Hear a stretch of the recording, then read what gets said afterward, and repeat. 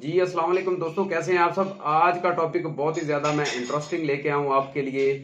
आपने वीडियो को एंड तक देखना है और स्किप नहीं करना।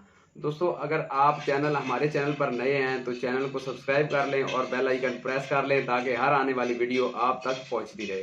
दोस्तों, आज हमारा टॉपिक है नफ्स की अक़साम।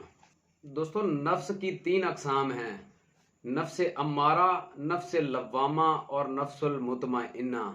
ये तीनों अक़साम के बारे में आज हम आपको गाइडेंस देंगे इंशाअल्लाह। दोस्तों, नंबर 1 पे है नफ्स अम्मारा। ये इंसान को बगावत, सरकशी और गुनाहों के कामों पे उकसाता है। दूसरे नंबर पे है नफ्स लवामा। ये नफ्स गुनाह और नाफरमानी के कामों पर इंसान को मलामत करता है और शर्मिंदगी का एहसास दिलाता है। तीसरे नंबर पे है नफ्सल मुतमइन्ना। ये इंसान को नेकी और परहेजगारी के कामों पर मुतमिन रखता है। दोस्तों, आज की वीडियो आपको कैसी लगी कमेंट सेक्शन में बताएं। आज हमारा टॉपिक था इंसान के नफ्स के हवाले से 3 कैटेगरी आज हमने बयान की हैं। दोस्तों, लाइक शेयर एंड कमेंट लाजमी कर दें। अस्सलाम वालेकुम वरहमतुल्लाहि वबरकातुहू।